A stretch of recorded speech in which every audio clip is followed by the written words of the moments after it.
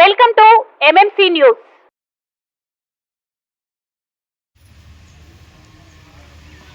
కలం మీది, కృషి మాది. స్థలమైన, ఇల్లైనా ఖచ్చితమైన నమ్మకం మేఘనా కన్స్ట్రక్షన్ అండ్ బిల్డర్స్. మార్కెట్ లో అతి తక్కువ ధరలకే నిర్ణీత సమయంలో 100% వాస్తుతో ఇంజనీర్ల పర్యవేక్షణలో అనుభవజ్ఞులైన తాపీ మేస్త్రీలచే నెంబర్ 1 క్వాలిటీ హౌస్ మెటీరియల్స్ తో మీరు కోరుకునే విధంగా ఇంటి నిర్మాణములు చేపట్టబడును. అన్ని ప్రాంతాల్లో ఇల్లు స్థలాలు అమ్మబడును మరియు కొనబడును. ఇల్లు కట్టుకోదలిచిన వారికి ఇంజనీరింగ్ ప్లాన్ మీరు కోరిన విధంగా ఉచితంగా చేసి ఇవ్వబడును. Proprietor Jampala Prakash. Cell number 9493307777. ఇట్లు మేఘనా కన్సల్టెన్సీ.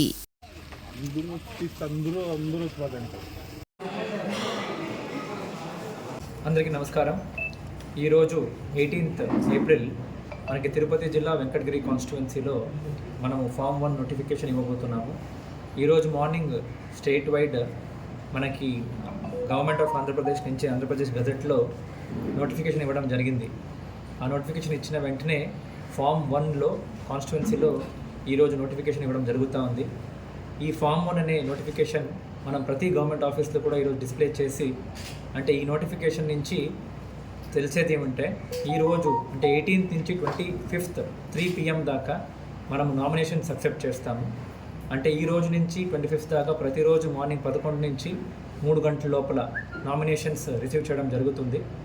అలాగనే 26th మనకి ఈ నామినేషన్స్ ఏదైతే రిసీవ్ చేశామో అవన్నీ కూడా స్క్రూటినీ చేయడం జరుగుతుంది. 26th ఈవినింగ్ మనము list of validly nominated candidates అని ఒక కాగితం మనం డిస్క్లోజ్ చేయడం జరుగుతుంది. అది అయిన తర్వాత 3 రోజుల పాటు 29th దాకా ఏదైనా నామినేషన్స్ విత్డ్రా చేసుకోవాలి అంటే వాళ్ళకి అవకాశం ఉంటుంది. సో 29th ఏప్రిల్ ఈవినింగ్కి మనం ఫైనల్ నామినేటెడ్ క్యాండిడేట్స్ అనేది ఫైనలైజ్ చేయడం జరుగుతుంది. సో ఈ నామినేషన్ ద్వారా 3 విషయాలు, అంటే డేట్ ఆఫ్ మేకింగ్ నామినేషన్స్ 25వ తారీఖు దాకా చేయొచ్చు. అలాగే స్క్రూటినీ నామినేషన్స్ 26వ తారీఖు చేస్తాము. అలాగే విత్డ్రావల్ అనేది 29 చేస్తాము. అలాగనే ఈ పోల్ అనేది టైమింగ్స్ కూడా మెన్షన్ చేయడం జరిగింది.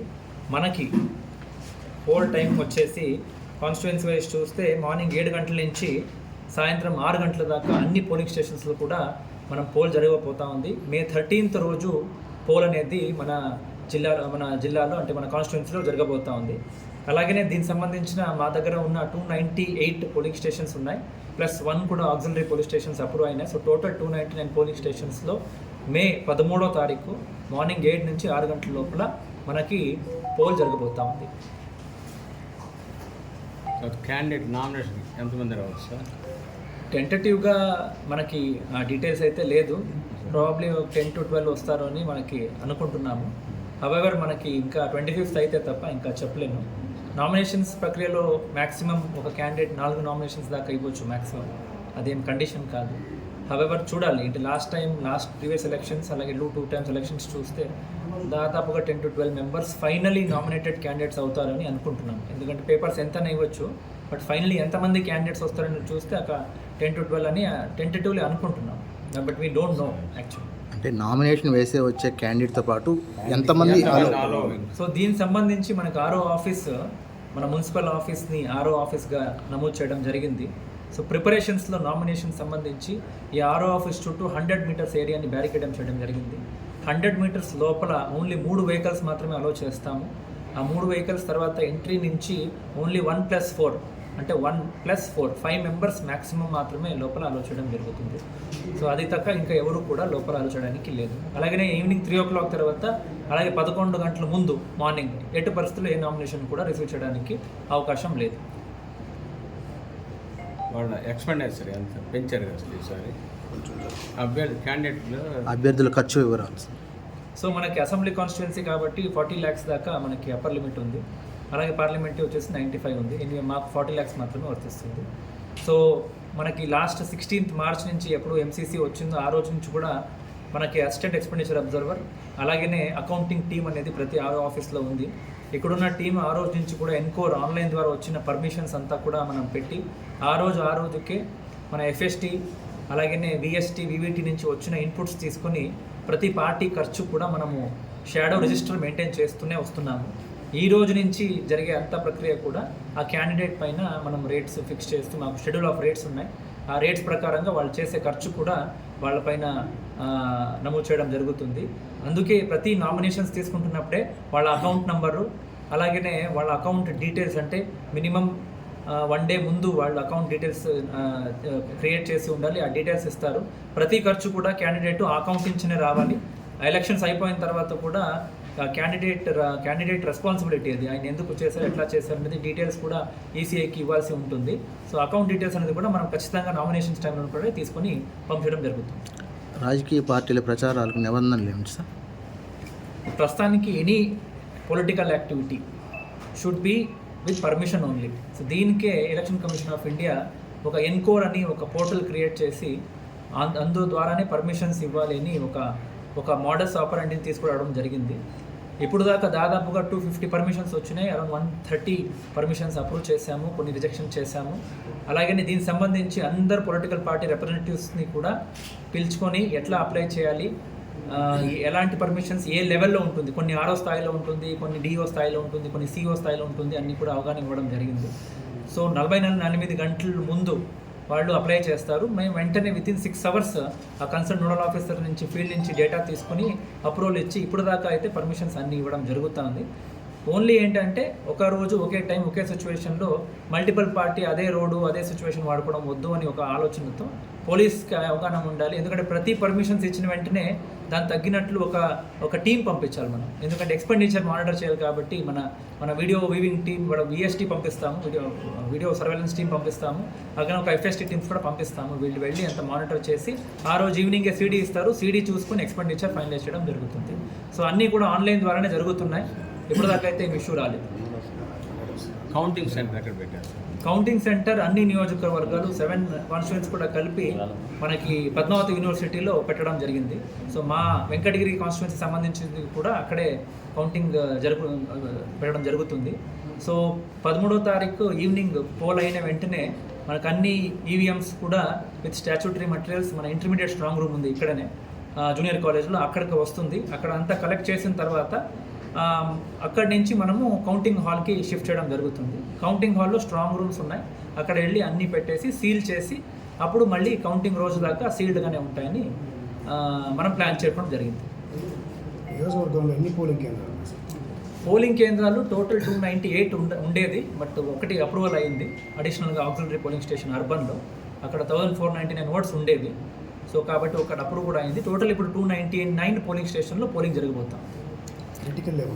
క్రిటికల్ నా కాన్స్టిట్యుయెన్సీలో టోటల్ 58 ఉన్నాయి. ఈ క్రిటికాలిటీ అనేది మనకి మాన్యువల్లో క్లియర్గా ఎట్లా క్రిటికాలిటీ అనేది ఉంది. మోర్ దెన్ 90% ఓటు ఉండదు, లెస్ దెన్ 10% ఓటు ఉండదు, అలాగనే మోర్ దెన్ 90% ఉండి 75% అనేది ఒకే మనిషికి వేసి ఉంటాయి. ఇట్లా ఒక 8-9 కేటగిరీ ఉన్నాయి. సో దానికి సంబంధించి చూస్తే పోలీసుతో కోఆర్డినేట్ చేసుకుని అలాగే అక్కడ ఉన్న లాస్ట్ 2 జనరల్ ఎలక్షన్స్ డేటా తీసుకుని 58 క్రిటికల్ పోలింగ్ స్టేషన్స్ మనం పెట్టడం జరుగుతుంది.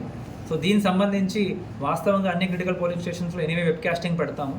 బట్ అది కాకుండా కూడా మినిమం 50% పోలింగ్ స్టేషన్లో వెబ్ కాస్టింగ్ పెట్టాలనేది రూల్ ఉంది. కాబట్టి దాదాపుగా మనం ఒక 150 పోలింగ్ స్టేషన్లో వెబ్ కాస్టింగ్ ద్వారా కూడా పెట్టడం జరుగుతుంది.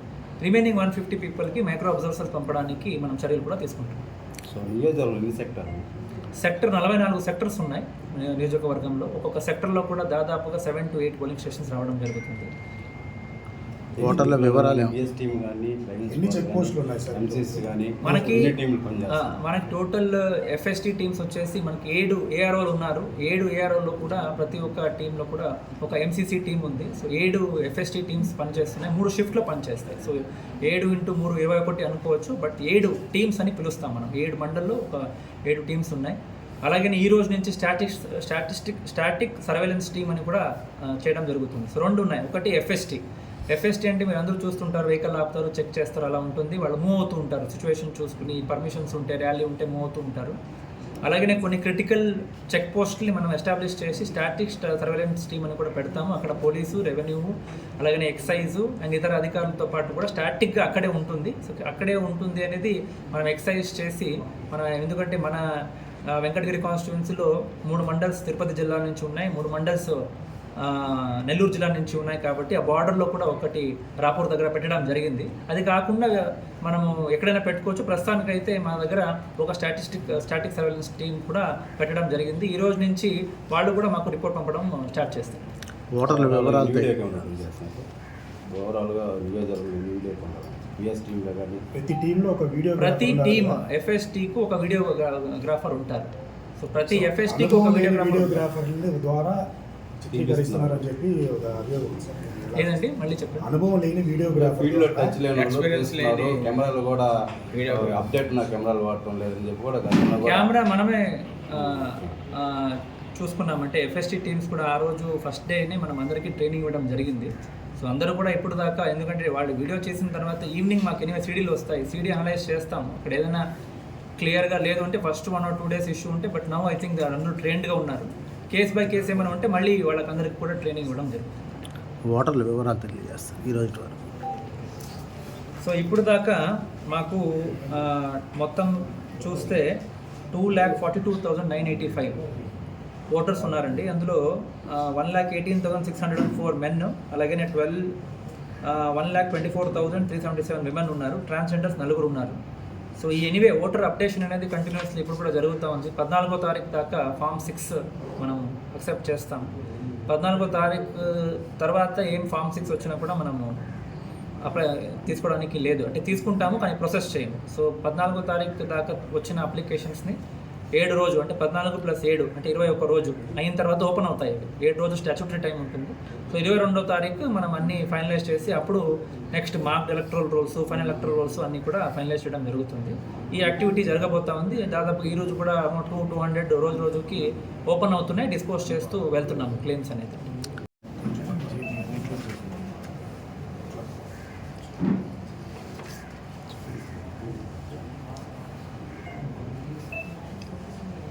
సో ఇప్పుడు దాకా దాదాపుగా ఒక 24 లక్షలు మనము 14 సీజర్స్ చేశాము. సో 24 లక్షలు అమౌంట్ సీజ్ చేయడం జరిగింది. సో సీజ్ చేయడం అనేది ఏంటంటే, సపోజ్ వాస్తవానికి మోర్ దెన్ 50,000 ఎవరు కూడా పట్టుకొని వెళ్ళకూడదు. సో మోర్ దెన్ 50,000 ఎవరైనా పట్టుకుని వెళ్తే, సో ఆ టైంలో ఏదైనా వాళ్ళు ఎఫ్ఎస్టీ టీమ్స్కో విఎస్టీ టీమ్స్కో దొరికింది, సో ఆ అమౌంట్ అనేది ట్రెజరీలో డిపాజిట్ చేయడం జరుగుతుంది.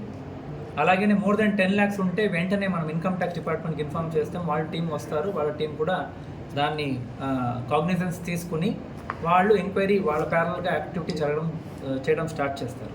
ఇవన్నీ కేసెస్ కూడా మనము 24 గంటల లోపలనే వెంటనే మా దృష్టికి వచ్చిన తర్వాత మేము డీజీసీ అంటే డిస్ట్రిక్ట్ గ్రీవెన్స్ కమిటీ అని ఒకటి ఉంది.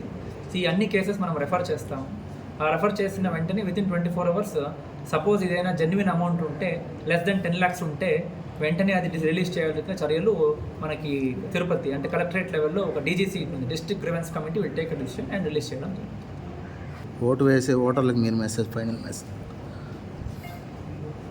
ఎలక్షన్స్ అనేది చాలా important activity in our democracy. So కాబట్టి ప్రతి vote important, especially first time ఎవరెవరు ఓట్ చేస్తున్నారో 18 to 19 years మీరందరూ దయచేసి బయట వచ్చి ఓటు వేయాలి. సో ఎందుకంటే ఈ లార్జెస్ట్ డెమోక్రసీలో ప్రతి ఒక్క ఓటు కూడా ఇంపార్టెంట్. మీరు వచ్చి ఓటు వేస్తేనే ఈ ఒక యాక్టివిటీకి ఇంపార్టెన్స్ ఉంటుంది అనేది నేను కోరుతున్నాను. అలాగనే మనకి చాలామంది voters specially election commission of India నుంచి కూడా మాకు ఈ టైం హోమ్ ఓటింగ్ పైన చాలా ఫోకస్ చేస్తున్నాము. 85+ పీడబ్ల్యూడీ ఓటర్స్ ఎవరైనా నిజంగా రాలేని పరిస్థితిలో ఉంటే ప్రతి ఇంటికి కూడా మనము ఫామ్ 12ని పంపించి కన్సెంట్ తీసుకోవడం జరుగుతుంది. ఈ ఫామ్ 12 అనేది ఖచ్చితంగా 85+ వాళ్ళు అక్కడే ఇంట్లోనే ఓట్ చేయండి అనేది కాదు, ఇది ఓన్లీ ఒక అవకాశం. బట్ నాకు వచ్చిన ఫీడ్బ్యాక్ ప్రకారం చాలామందికి ఆ రోజు ఓటు వేయడానికి బయట వచ్చి వేయడమే ఒక మంచి ఆస్కారం. ఎందుకంటే వాళ్ళందరికీ ఫెసిలిటేట్ చేయడానికి ప్రతి పోలింగ్ స్టేషన్లో కూడా మనం ఏఎంఎఫ్ ఫెసిలిటీస్ ఇచ్చి ప్రతి వాళ్ళు కూడా ఇంక్లూజివ్ ఓటింగ్ చేయడానికి అన్ని చర్యలు కూడా తీసుకోవడం జరిగింది. ప్రతి పోలింగ్ స్టేషన్లో ఫర్ ఎగ్జాంపుల్ మనకి ఒక ర్యాంప్ పెట్టాము, ఒక లైట్ ఫెసిలిటీ ఉంది, సపరేట్ లైన్ ఉంటుంది. ఎవరైనా లాక్టేటింగ్ మదర్స్ అలాగనే పీడబ్ల్యూడీ పీపుల్ వస్తే ప్రతి వాళ్ళు కూడా ఒక వీల్ చైర్ పెట్టడం జరుగుతుంది. ఇట్లా ఇంక్లూజివ్ ఓటింగ్ ఉంటుంది. అయినా ఎవరైనా స్పెసిఫికల్లీ మరీ ఇంకా బెడ్రిడన్ ఉన్నాము రాలేము అలాంటి వాళ్ళే వాలంటరీగా మాకు కావాలి అని అనిపిస్తే మనము ఓటింగ్ కూడా చర్యలు తీసుకుంటున్నాము. సో మా రిక్వెస్ట్ ఏంటంటే, ఇది largest democracy in the world. ప్రతి ఓటు ఉన్న వాళ్ళు కూడా దయచేసి ఆ రోజు బయట వచ్చి మీరేమి ప్లానింగ్ చేయకుండా ఆ రోజు మీ ఓటింగ్ హక్కు మీరు వినియోగించాలని నేనైతే కోరుకుంటున్నాను. సార్ ఇప్పటివరకు కోడ్ ప్రారంభమైన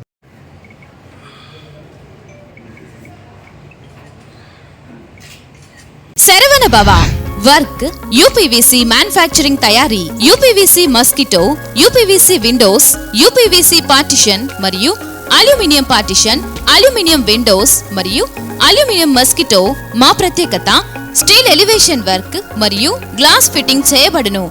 సరసమైన ధరలోనే లభించును. Contact K Subrahmanyam Achari. Cell number 9701643110. Nellore road Nagamandiram ఎదురుగా వెంకటగిరి టౌన్. శరవణ భవ.